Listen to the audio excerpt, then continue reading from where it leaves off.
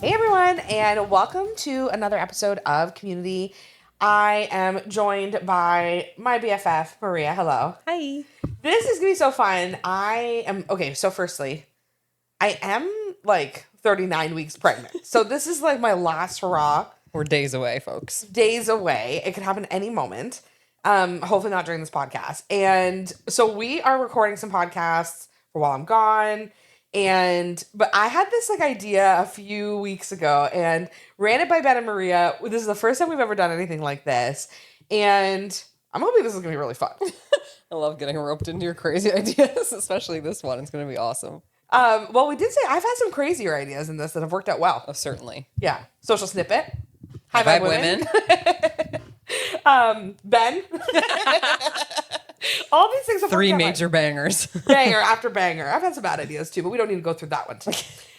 So my idea is, okay, so business is weird. Like Super weird. super weird. And I find that I think as the money element of it, it brings out like the weirdest part of people. Like I think it brings out scarcity in people, like difficulty, like when people are challenged.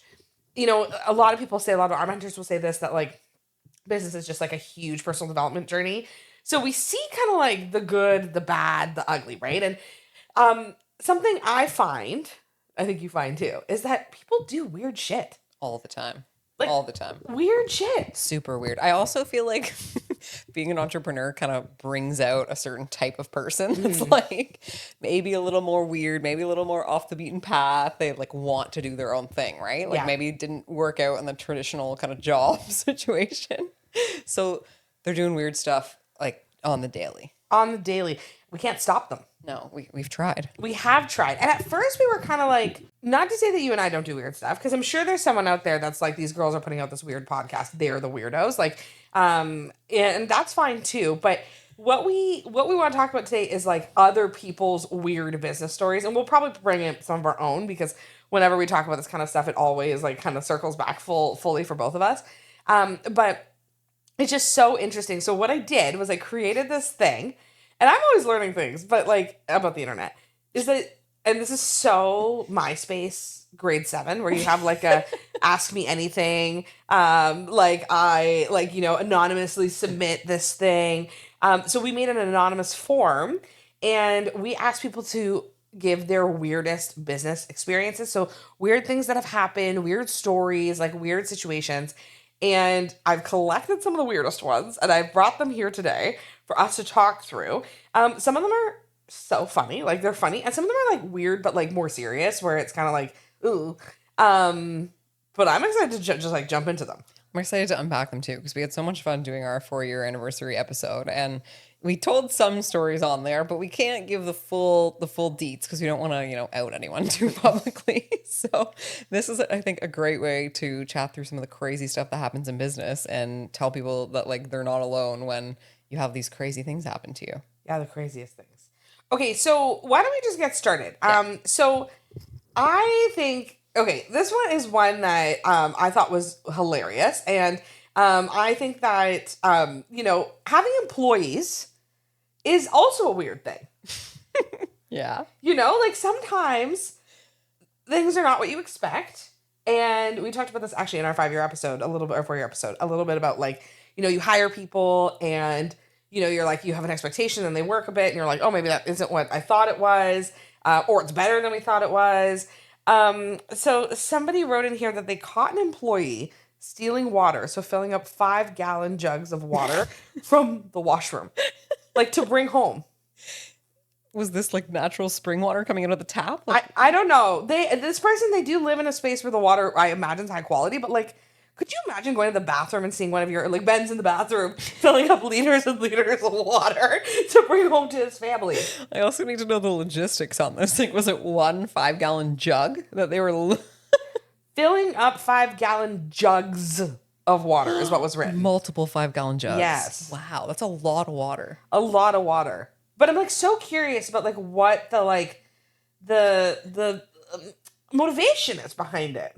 Because you could, in theory, if it's coming from the bathroom, you could go anywhere and do that. Yeah, like also at your home, no? Yes. Or at Tim Hortons or something like that. Sure. the pros versus cons of doing this feels really like underwhelming. Like you're gonna risk your job to sneak home 5-gallon jugs of water. Yes. Any theories on what they were using the water for? No, I don't know. I have no idea. But it's just interesting because I think it's like, again, it brings all this idea of like, why? I think that is the question. Okay, it brings another one up. Not about employees. We haven't had any weird employee situations like that. No one's stealing water from the bathroom. Maybe it's because we don't have a physical space. Yeah, there's actually that. Nothing like that. But home inspection. So we have 2 from a realtor who I love. Home inspection revealed the secret room full of mannequins. Could you imagine? The secret room full of mannequins. The best part about this that I love for this person who submitted this is that is not their client.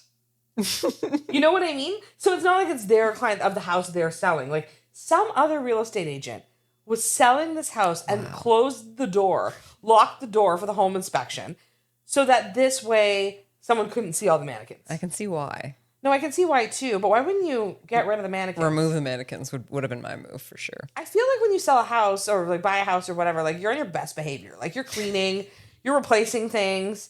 The mannequins would be the first to go. You're ditching all your mannequins in a storage unit. Maybe the water jug woman and the mannequin people, they're not the same people, but maybe there's a connection there. You just call your best friend like, hey, do you happen to have space for 25 mannequins in your house right now? But could you imagine? It's so funny when you start a business too, because like even the fact that these are like business stories, yeah, like they're so weird. The secret room full, even the way she phrased that is so funny. Oh, reveal the secret room full of mannequins. Yes. So I don't know, a little weirdo thing over here. Also, these are all true stories, guys. All true from our friends and anonymous people that have submitted them. Yes, mostly from our friends. We went to our friends and were like, help. Okay, the same person said that a client insisted they throw famous homemade pickles into a negotiation. I think like a negotiation for the house? For a sale? house. Yes. Wow. And I think this is like a know your audience kind of situation where like homemade pickle recipe or like a jar? I think a jar. Wow. You would have to be pretty confident in your product. And pretty confident the other person loves pickles. Because pickles are kind of like a hit or miss. I don't know. The thing about it though is it about the pickles or is it about the hospitality behind it? Because sometimes you do things with the like intention of things being like, you know, like because when I bought my house, I was gonna say, didn't you write someone a letter? I wrote a letter. I wrote a letter when I bought my house, but I was young. I was like 25, and I wrote a letter being like, "Hello, I'm a single woman. It's like I met Josh like 6 months later. I'm a single woman wanting to like own a home. Like help me. Like I like help. It's now your responsibility to help me." And this woman, I actually had a lower offer than the other person, and the woman chose me and basically was like, "Meet this offer and we're good." Because I was a single mom when I bought this house. I was like, oh, I'm not a single mom, but I'm 25. But it was like she just kind of saw the potential kind of there. So I wonder if it would have been like if I had offered pickles, would I have had to give that extra money too? I don't know. It kind of sounds like you're team pickles. I'm team doing stuff that like feels like value you can offer. Mm. You know, like I think pickles is a little much. Like I think especially in a house negotiation, if you think about the cost of a jar of pickles versus like the cost of a home, there's not a lot of like comparison there, right? But sometimes, especially when you're making the pickles, so they're essentially free. But your labor, the jar, you have to buy the cucumbers. Yeah, the jar as well. The label. They have those at Dollarama, but yeah. Okay, you're really breaking this jar of pickles down. We see where you are. I'm hating on the jar of pickles. Yeah, but sometimes I think like when you're negotiating, sometimes bringing something to the table. It's the gesture. It's the gesture of like, I love to like, you know, like I can't do everything, but I want to do something. Sometimes that means something to me. I don't know. It's the thought that counts. I get where you're coming from. I think just the fact that it's pickles, and I would never want to eat someone's homemade pickles. Do you not like pickles? I like them. I think they're okay.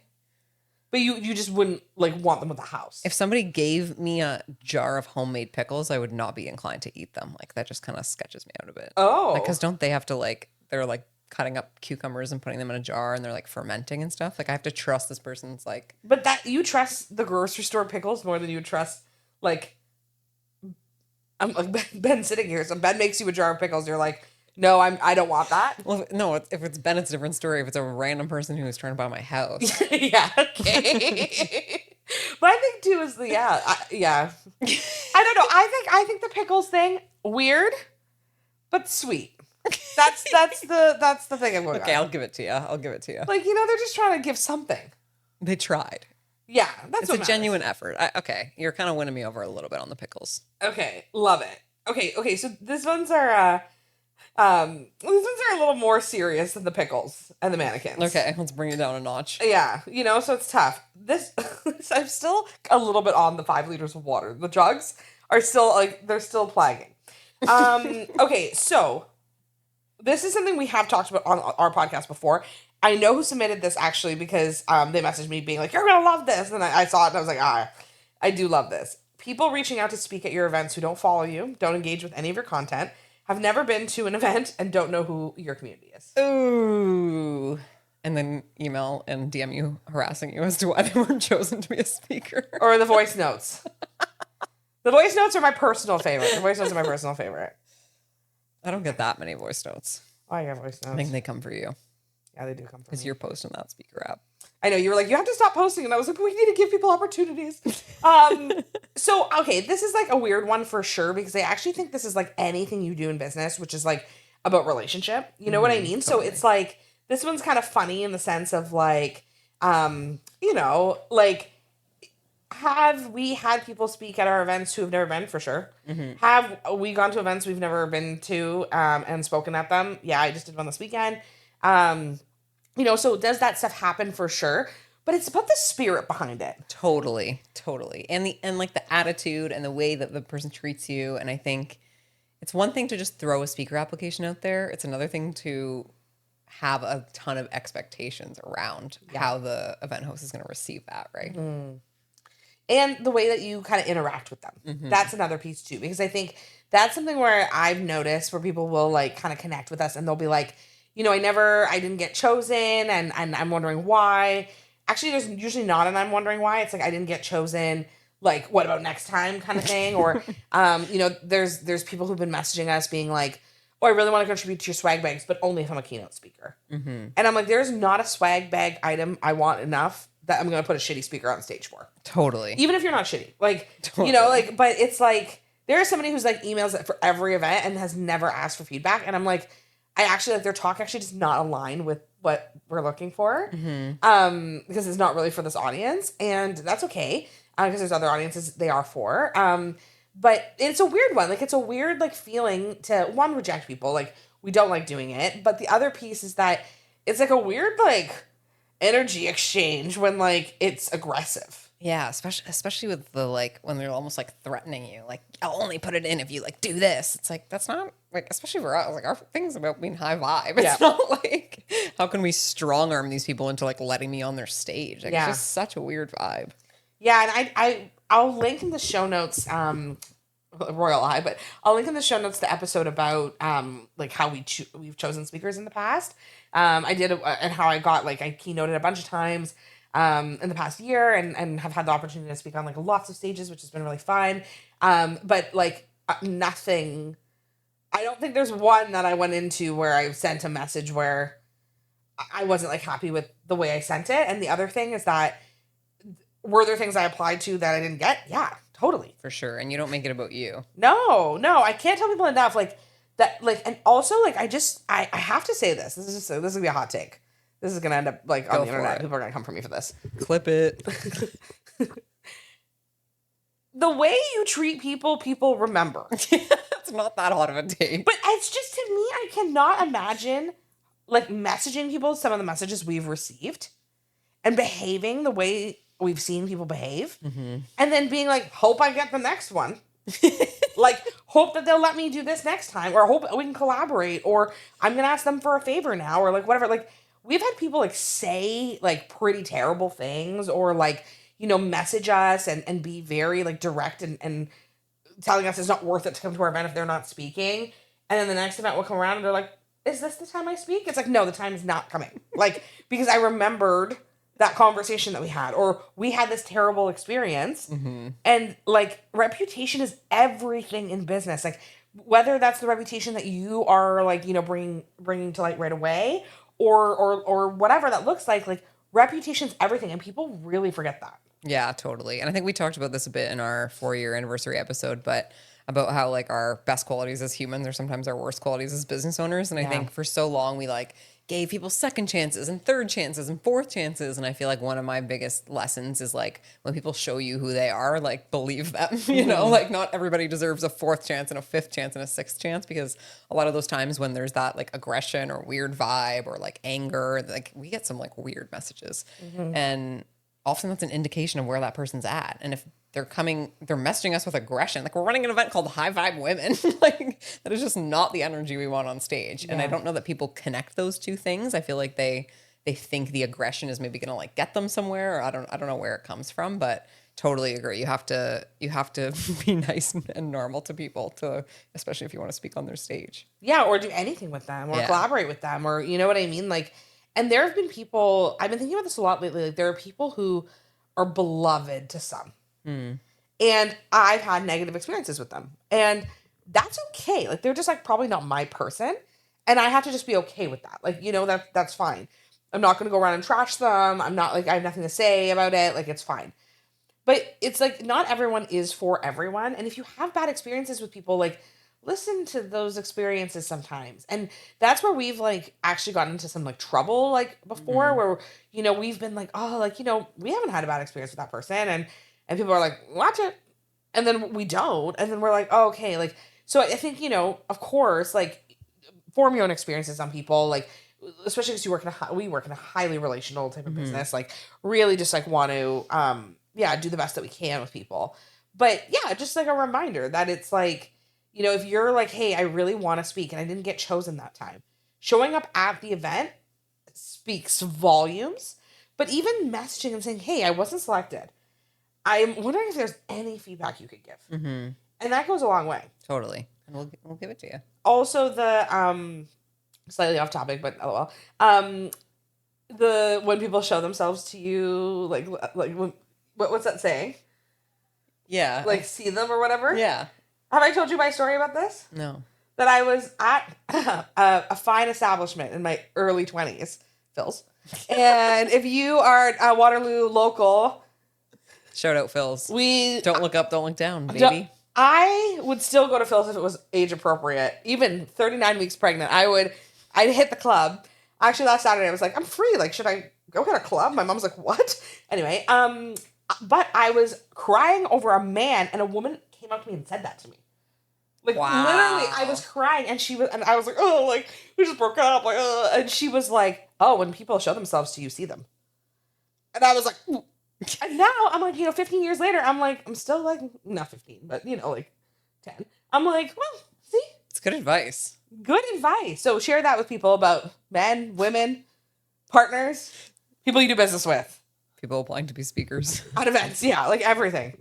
Okay, other really good ones. So that was a good one. Another one here that I thought was kind of funny.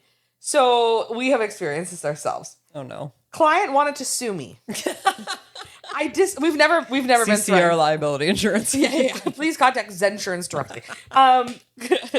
You guys need a good lawyer. We have a reco. Okay, so client wanted to sue me. I disagreed, but offered a settlement to end it. She said yes. I sent papers over to sign to get her money back. Ghosted me. Never heard from her again, or saw her active online ever again. Never seeing her active online ever again. Been there many times. Yes. They disappear right into the darkness. They're gone. We've had this before where we've had like weirdo experiences with clients, like, which is like the normal part. Like, you know, not everything's always gonna be perfect. I always felt weird being like, we have had weirdo experiences with people, but we have, and that's just life. Like, you know, just how it goes. And so I remember really vividly, we had a weirdo experience with someone who we worked with for a month, and we did a ton of work for her. She was like impossible to get a hold of. Like, it was like really difficult on our end. And then she sent me personally like a 5-page letter. This was last summer, basically being like, I want a full refund, like CCing, here's my lawyer, whatever. And I was like, why would you get a full refund? We did everything you asked for. Like, I'm kind of confused. And so couldn't get her on the phone. Like, and then I was like, kind of like, this is the amount I'm willing to refund. She was like, unacceptable. I like, keeps rebooking me. And then rebooked me into oblivion. And I never gave her the refund because it was never like, we never talked. Like, and I kept being like, how's Wednesday? How's Thursday? And then she'd book it and never show up. And then, so no refund. It just feels like a big swing from I'm suing you, lawyers CC'd, to like never speaking to you again, not even going to accept the money you're offering. Like, yeah.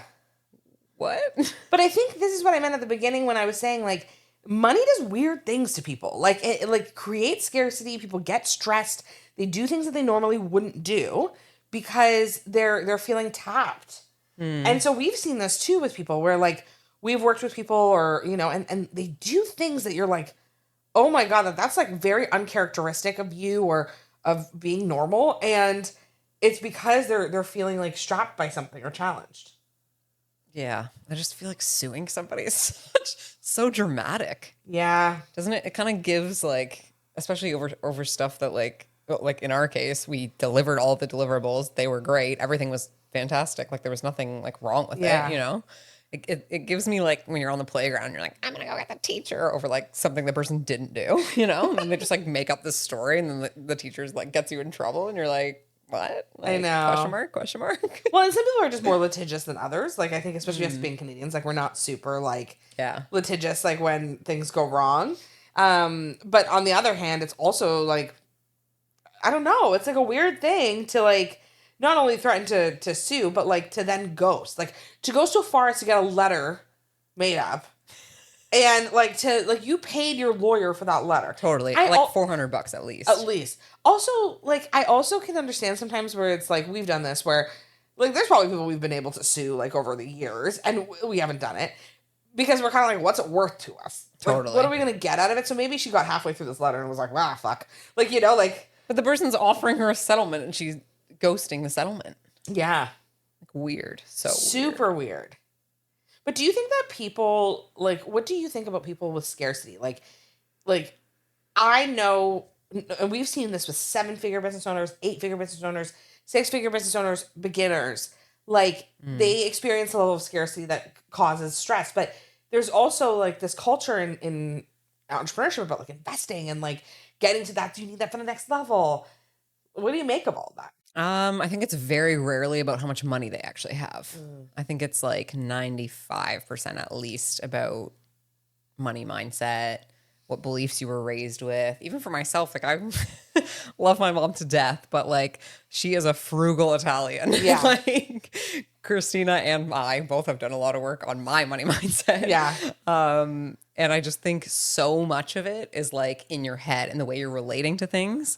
And a concept I've been learning about recently is like when you're spending your money on something, you should always feel like what you're getting is of higher value than the money you're giving. So if you're giving an amount of money and you feel like what you're getting back isn't fair or isn't like doesn't equal or surpass that amount, I mean, it should surpass, not equal, then maybe you shouldn't be investing in it. And I think even like when we look at our events, like we're paying like $1,000 US to go to like a one-day event in the States. And then we're trying to charge like $300 for our little Canadian one-day events. And people are like balking at the $300. Yeah. And it's just, and then we like, even in the Social Business Club, we have a girl in there right now who's like trying to run events and charging like $70 for them. And people are complaining that the price is too high.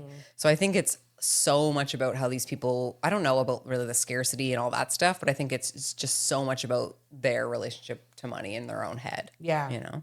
Yeah. I also find too, like you and I have done like so much money work, like in terms of like what's possible, what's not possible. And I think like really surrounding ourselves around people who see it similarly that like, you know, we're quick to be like, hey, like, you know, this is an investment, but like, will we make our money back? Like, you know, do we think that this would be good? Do we think, and we've made some bad investments for sure. And it's funny, like even talking to Stacey, like our CFO about that, like Stacey's always like, you guys wouldn't have what you have if you hadn't made these investments. Like even some of these, the ones that you're kind of like, oh, that was a lot of money. Like, you know, and the ROI might not be 100% there yet. You have like, we have a lot of belief that like stuff will come. Yeah. You know, and I think it's just interesting because I think a lot of people, we've definitely had scarce seasons. We've had seasons where like We've had moments of like, ooh, Are we shutting this thing down or yeah, what? totally. Earlier this year, we had like a few moments like that where we were like, a lot was going on with the elections and like, normally that's where you do see a tip, like a tilt in the economy anyway. And our clients were seeing that. And we were nervous about it. And, so we were having conversations around like, what does this mean for us? Like, long term. And then, but we were like, okay, we just have to believe that the other side's coming and we're already on the other side, like a few months later. So it's like, I think, I do think scarcity brings out like really like tough things in people that makes them do shit like this. That's crazy. That might be the craziest one so far. Oh, there's more. Oh, okay. So, my boss, so this person, I guess this is when they were working more, told a vendor I hired on his behalf that he would pay them, then quietly canceled the check without telling me, and the vendor couldn't make their rent that month. What do you mean quietly canceled the check? We're just like, no, sorry, I'm actually not paying this person. Yeah. Yikes. Yeah, and it sounds like this person, it was like their relationship, like that, like was kind of on the line. Oh man, I hate that one. It's a tough one. Yeah, it's a tough one because I think, especially from like a money perspective, like you see this a lot with like I've definitely seen this with people like getting paid and not getting paid, right? Like we've had people where clients where we're like hunting them, luckily not that much to be honest, but where we're hunting for money, or like especially we've actually seen this, I would say more on the High Five Women side, where people would commit to being vendors or something like that, and then just never speak to us again in any capacity. Like even put down a deposit and then just like never speak to us again and continue to sell their goods online. It's just interesting, like the transparency or lack of transparency around it, because it's like remembering like, and maybe people just don't care, but it like we pay people. We do. Lots of money. We do pay people. And so it's like I don't know. I even with High Five Women, like sometimes people will be like, "Can I pay you in product?" I'm like, I can't go to the venue and say, "Here's 200 lip balms." Like, like I'm like, it's not, unfortunately, like we have to pay the hard costs on that. Like, so it's just interesting. I also think so much of this could be like fixed with communication that for some reason people just don't do. And then they wait till it's like so extreme. Then they're like, I'm suing you. It's like, why didn't you email us a month ago being like, hey, this is, I don't know, whatever the problem was, this is unaligned with my expectations, or could we pivot to do something more like this, or like, I'm not liking this thing. Like you could have said any of those things at any moment. You just don't. And then like with the next day you're suing us. Like I feel like so many of these things could just be solved by communication from these people. It doesn't have to be like adversarial. It could just be like a conversation. And transparency, like going and saying like, we have a client that I love and we've worked with forever, and they're in a tighter season than usual. And they'll email me and they'll be like, hey, you sent this invoice on the 1st. Would it be okay? Usually I pay by the 3rd or 4th. Would you mind if I paid by the 15th? I've never said no. I've never been like, no, like, And also it's a reminder that like when you're collaborating with people, like people have payment terms for a reason. Like, we pay like all of our freelancers. Like we know those people like hundreds of thousands of dollars every year we put out to freelancers. It's like 60% or something of like what we pay out in every, like in our revenue. And it's like, I know that these people need to pay rent. Yeah. So it's like I'm hustling, and that was an issue like early on we kind of got into, where people would owe us like a ton of money. We would never follow up because I would be like, oh, like what if like they're going through a tough time or whatever, and I feel so guilty. But at the end of the day, then I would be putting money on our line of credit to pay our freelancers, when that's like, no, actually people should just pay us on time, and we're not a bank. Totally. So it's not like we need to be lending money to people. Like, so I think it's just interesting. Like, that's why these conversations are so important around money, and like having them is really crucial. Yeah. And I think not shying away from it, just having the conversations is the biggest thing. You're going to love this next one. Yay. Some dude from his parents' basement couch, No, I hate it already. shirtless, Perfect. tried to sell me a 10K business coaching program, and his curriculum was written down on a grade 9 notebook pad he was flipping through on Zoom. Then tried to force me to give him $1,000 on my credit card, and I told him I had to call the cops. I had to call the cops. You know what this is giving? I do. Us almost giving us similar vibe, man. $30,000. American. 3 times what he or she was in for there. Yeah, He wasn't shirtless, though. He did have a shirt on, and he did play the religious card. I hate to say it, but that did make me trust him. I know, people always get us with the God. They always get us. I'm like, don't use God against me.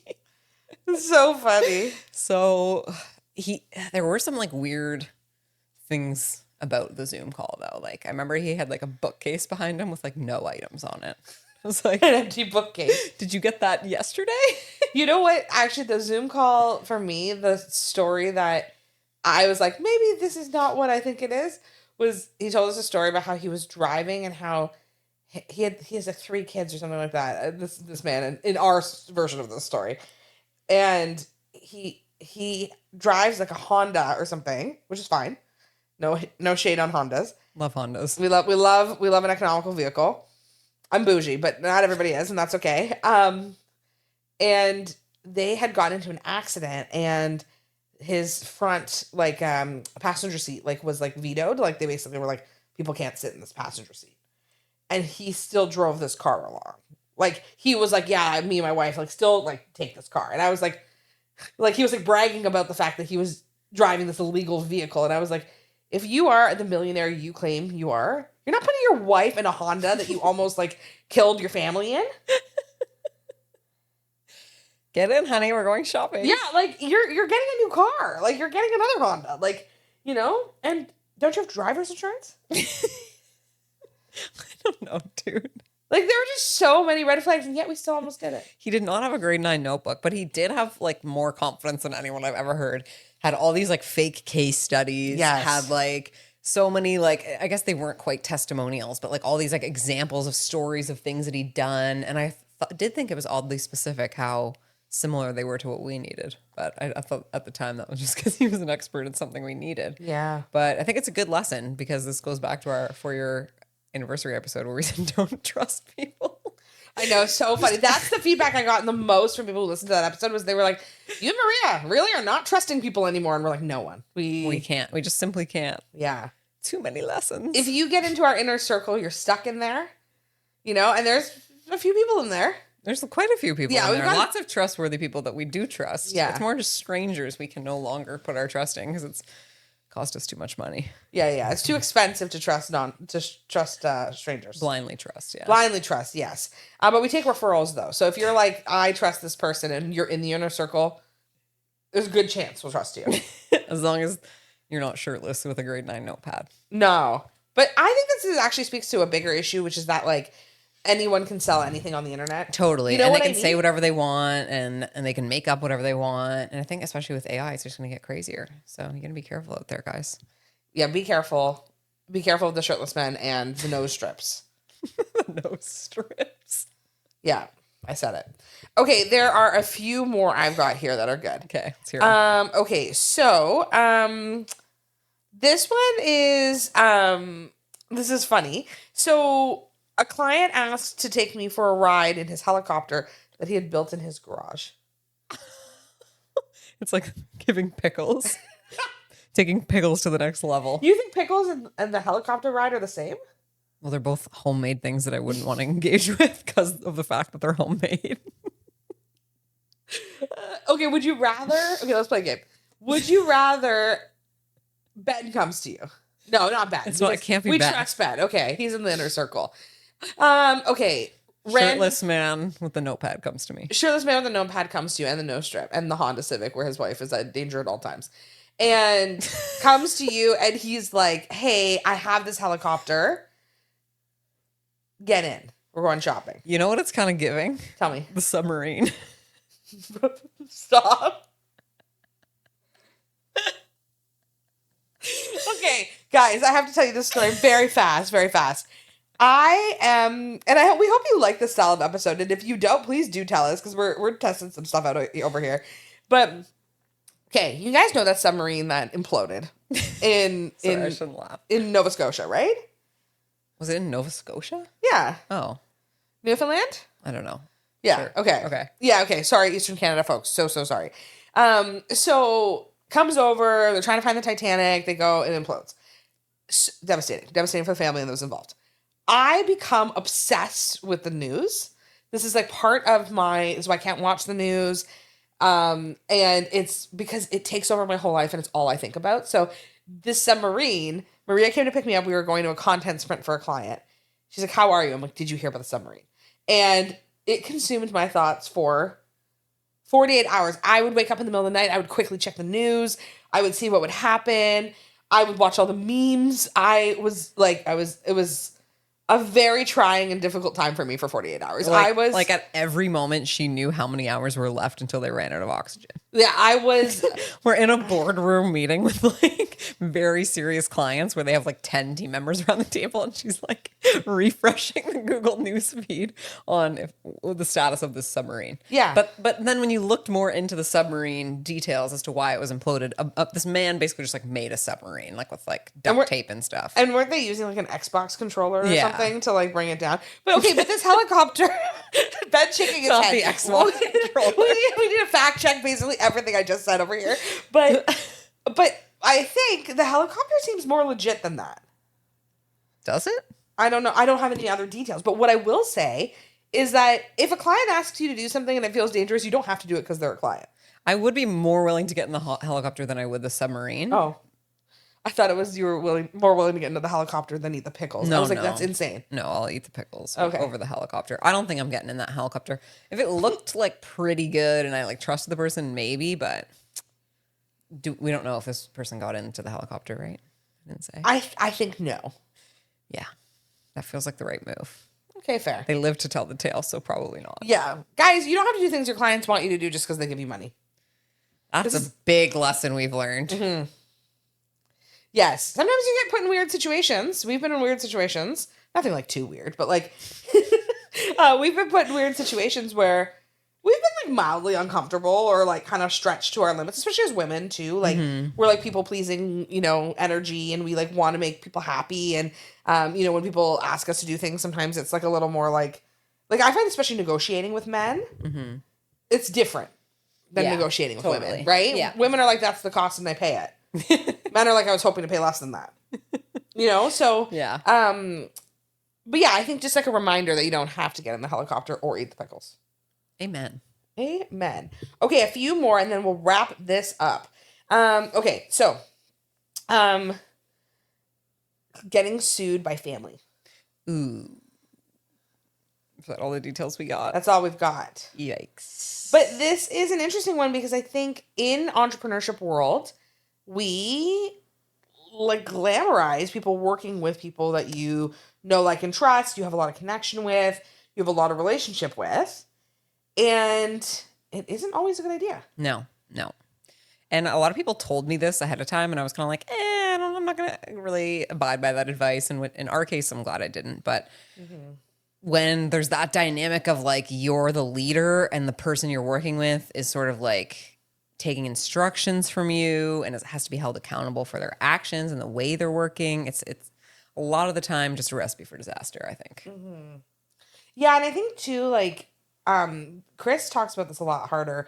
And obviously he works with his wife, his brother-in-law, like, so like they're even yesterday I was talking to Taylor, Lori's brother, and I was like, because I'm coaching in their program, and he was like, you're basically team harder. And I was like, I'm going to take it like that, but like I have no relation to any of you. So, but it's so funny because I think even in seeing that, like Chris always says, he's like, contracts keep friends. Like really clear expectations keep friends, keep family, keep, so you and I have always been really good for that, like of like having really honest conversations about like what the other person needs and like being like, hey, this is like what I need to be successful, or here's where I'm at or whatever. But it is hard with my best friend Kira is like, she's a maven. Like I'll have to tell her to listen to this episode, but she's a maven. And I literally am always trying to get her to work with us. Like, I'm like, Kira, I'll take out a loan. Like, you are so good. I've no doubt she would like 5x our revenue, like just with how efficient she is. I don't know what she'd do, like the day to day, but we figured it out. And she's always like, our friendship means so much that like I never want to be put in that situation where like, and I'm like, you can just work for Maria. It's going to be fine. But we've seen how this works with my husband, Josh. And it's tough. It is tough. It's harder to work with Josh in this business than it is to work with you. Like, and not like like my relationship's great, but it's like, it's hard, right? It's challenging when you see people and you're like, oh, like you're like the most important person in my life and you're in every aspect of my life. And that's challenging. And, I can see how people get to this point where they like sue each other and shit. I know. And it's really unfortunate. Thankfully I haven't dabbled too much with the working with family situation. And I think it is a little easier with friends because you have that distance. It's easier to set boundaries. Sometimes it's easier to be like honest about where you're at, what you need, and that kind of stuff. But with family, it's a lot. It gets very intertwined, and it's not easy. So kudos to you and Josh for making it. Honestly, I always Making it work. Maybe I'll bring him on the podcast and let him talk about it. But he, I think, would slam me. So I think it's like, I don't know. We're trying a new thing where he just talks to Maria about his problems directly. He did one time take a screenshot of Kristina and put devil horns on it and send it to me. Yeah, like a monster among us. So rude. So we have our days, but for the most part, it's good. Yeah, it's hard. It's hard. I think it's a hard thing. But it's like, I see how people like get into the situation where like, especially when money's involved. Mm-hmm, totally. Like, and greed can come out, you know, where it's like, that's why even like, I've always been like kind of protective of our numbers. Like, we're a lot more open than we've ever, like literally this year, I think it's like the first time we've ever been like, yeah, you know, this is like kind of where our business tracks, and we're a lot more open with our staff about it now. And, yeah. But before we were a little hidden because we were like, oh, we don't want people, you know, yeah, we have a like $1 million business, but like, do you know how much it costs to run this $1 million business? $1 million. Like, it's just, you know, like it's not like my Ferrari is not sitting out in the driveway, like, you know, but, I know. But it's the bigger vision. We've invested a lot. We've invested a lot into it. And so I don't know. It's just like, have we made money 100%? But it's just, I don't know. I think when people see numbers like that, they can get protective. Right. And the hard part is perception is reality. So if people look at it and they're like, oh, they're making $1 million, like, and they can't afford to give me like whatever. Mm-hmm. And it's like, oh no, it actually costs. We've even seen companies where like their annual revenue is $1 million and their annual spending's $3 million. Yeah. So it's like, you can't just look at someone's revenue or like, I think it can get just so messy because people's perceptions of the value they're adding, what the business is capable of giving them, all these different things really play into what their reality is. And then it's different from the actual reality. And I don't think they have an easy time coming to terms with that. 100%. Okay, this is the last one, and then we're done. Okay, so it is a buyer chose their offer price based on what a dead family member advised. Mood. like they were already dead and she talked to them like via like spirit, or they were alive. Oh my God, you're so funny that's where your head went. My understanding of that is you're the only person who would be like, they talked about a ghost? Like that's how they talked about it? Like, no, I'm sure the dead family member told them pre-passing. Okay. I'm dead. You're like the only person in the world who would be like, oh, was it channeled? Shout out Natalia. I mean, this is the thing about taking advice from anyone. It's tough. You want to make sure that whoever you're taking advice from is somebody who you know, like, and trust and is alive and knows the context. I don't know. I might take advice from a dead person. Oh my God, Maria's on her woo journey and it's taking Ben and I out. Like we're being taken out. She's been drinking cabbage nonstop. So much cabbage. It's actually disgusting. Oh God. Okay, Mara, this was so fun. So much fun. Okay, this was exactly what I envisioned. Guys, we'll probably do this again. I think we'll do this again. Well, but comment, like, did you love this? Did you hate this? What did you think? If you have crazy business stories, we're definitely willing to do a part 2. So yes. How can they submit those? Okay, well, I would have to, it's a very complicated link situation. So if you are like, hi, I've got a crazy business story, DM us and I'll send you the link and you can include it in there. But yeah, no, honestly, this was so fun. And it's just a reminder, right? Like, part of why I want to do this is because you're not alone. 100%. Crazy shit's happening to us every day, guys. Don't worry. And we feel every day, we're like, that's not a normal interaction. That was weird. That was suspicious. And so we just wanted to bring it to the light to the masses. For sure. And I think we've done that. So thank you for everybody who shared their story. Those were so good. So excited to hear what you think. Let me know what resonated. Send us over a DM and hope you got a good laugh out of this like we did.